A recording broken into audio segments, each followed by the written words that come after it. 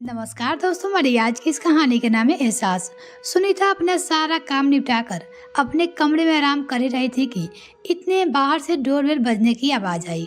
आवाज सुनते ही सुनीता बड़बड़ाती हुई दरवाजा खोलने गई, लेकिन दरवाजे पे शायद कोई बेसब्री इंसान खड़ा था। उसे बिल्कुल भी सब्र नहीं था, इसलिए शायद डोरबेल पे उंगली रखकर हटाना भूल गया। जैसे ही सुनीता ने दरवाजा खोला तो सामने अपनी ननद मीना को देखकर उसका पूरा मूड ऑफ हो गया। कहाँ तो सोचा था कि सारा दिन पे आराम करेगी, पर अब हो गया आराम। हालांकि ऐसा कभी नहीं था कि वो ननद के आने से खुश हुई हो या उसके लिए आगे से आगे बढ़कर काम किया हो। नमस्ते, ननद को बस नमस्ते किया और हॉल में बिठाकर अपने कमरे में चली गई।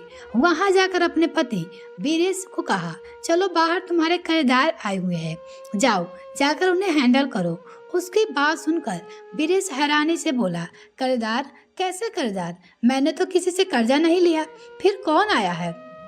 उसकी बात सुनकर सुनीता मुंह बिगाड़ते हुए बोली, अच्छा फिर तुम्हारी बहन आए दिन यहाँ क्या लेने आती है?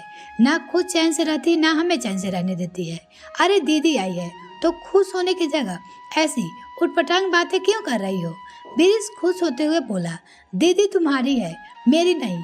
और वैसे भी इन्हें तो मेरा संडे बर्बाद करने के पता नहीं क्या मिलता है। अभी आप बैठे क्या हो?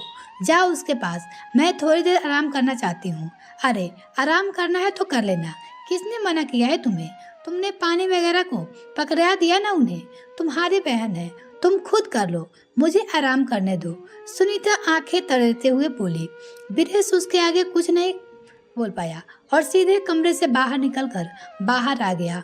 बाहर मीना को बैठा देखकर बिरेश उसके पास गया और उसका पैर छूकर बोला, कैसी हो दीदी आप? अकेले आए हो?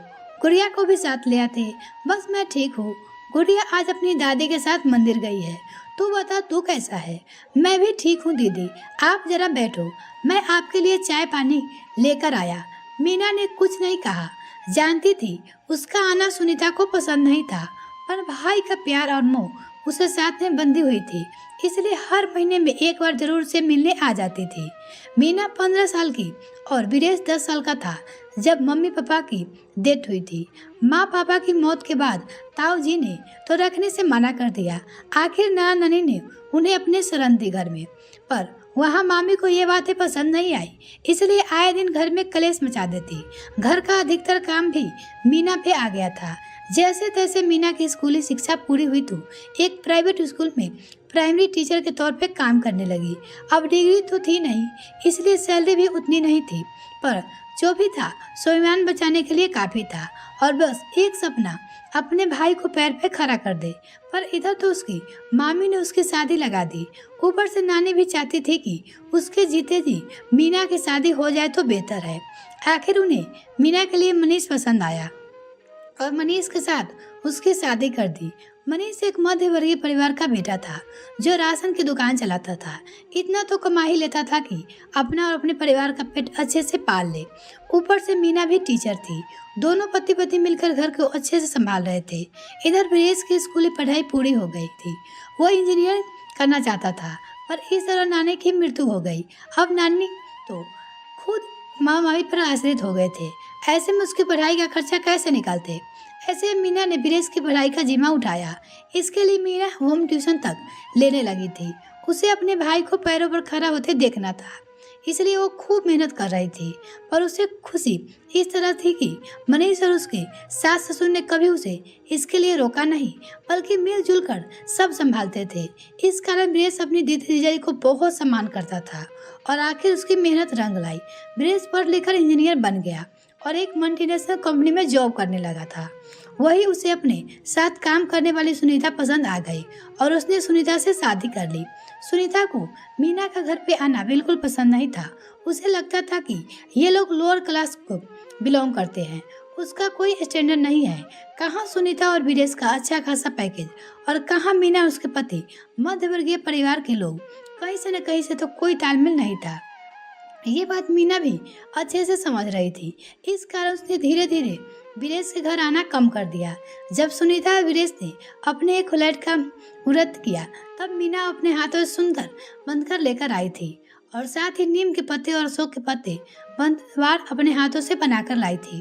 खुशी में वो उस बंधवार को अपने घर के मुख्य द्वार पर लगाने लगी तो सुनीता ने टोक दिया, ये आप क्या कर रही हो, इसे यहाँ क्यों लगा रही हो।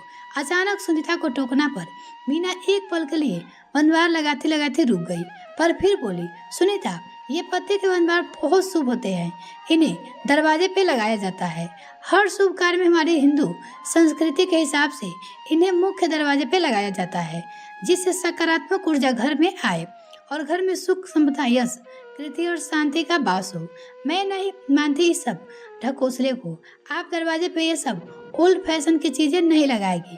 आपको अपना नेक चाहिए ना, मैं आपको दिलवा दूंगी, पर भगवान के लिए मेरे घर को गंदा मत कीजिए। सुनीता की बात सुनकर मीरा हैरान रह गई, पर मैं यहाँ नेक लेने नहीं आई हूँ। आप ये सब क्यों कर रही हो, सब समझ में आता है।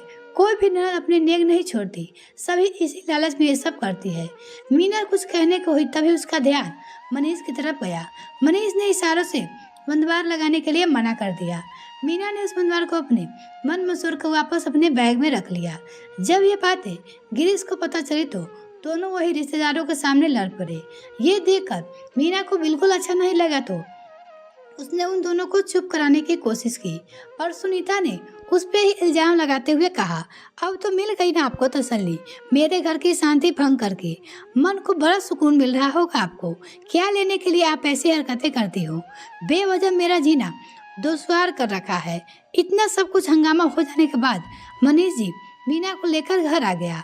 उस दिन के बाद मनीष जी ने तो कभी उसके घर पे कदम नहीं रखा, पर मीना तो भाई के प्यार से बंधी हुई थी, इसलिए अब महीने में एक बार आती थी। इतने विदेश चाय बनाकर ले आया। मीना ने चाय पी और थोड़ी बहुत इधर उधर की बातें की। वहाँ से रवाना हो गई। विदेश सभी दरवाजा बंद करके हटाई था कि इतने में सुनीता आकर कहा, आज क्या लेकर गई है तुम्हारी बहन यहाँ से, दे दिए उसे पैसे। तुम्हारी सोच कितनी खराब है सुनीता, तुम्हें ये क्यों लगता है कि दीदी मुझसे पैसे लेने आती है, जबकि वो मेरे हाथ से 100 रुपया भी नहीं लेती।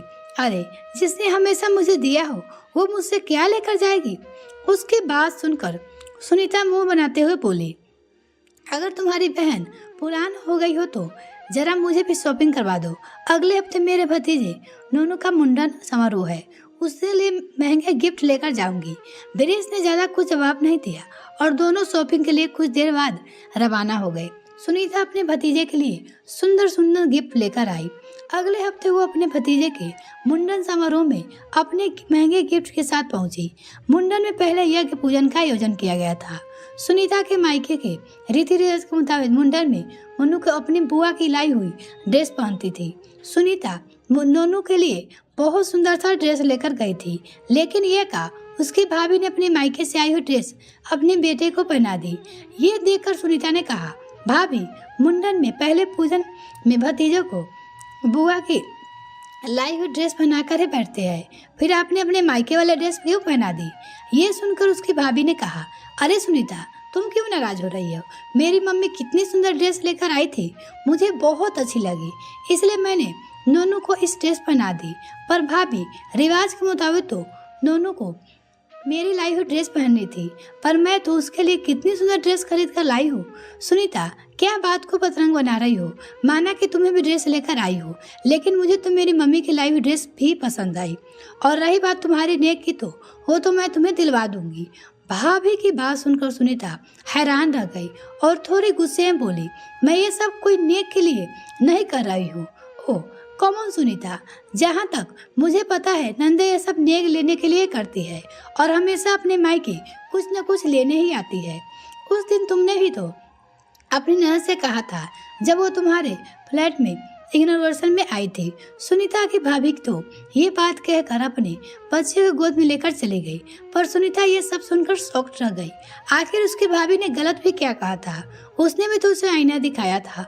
उस दिन उसकी ननद जिस जगह खड़ी थी आज वो उसी जगह पे खड़ी है। सच है, कर्म लौट कर आते हैं। सच है, जब तक इंसान का कोई झटका नहीं लगता उसे अपनी गलती का एहसास नहीं होता। सुनीता को अपनी गलती का एहसास हो चुका था, इसलिए जब इस बार मोना वीरेश से मिलने आई तो सुनीता उसका अच्छे से स्वागत किया। ये देखकर मीना के साथ साथ वीरेश भी हैरान था, क्योंकि वीरेश को तो पता ही नहीं था कि सुनीता के मायके में क्या हुआ था।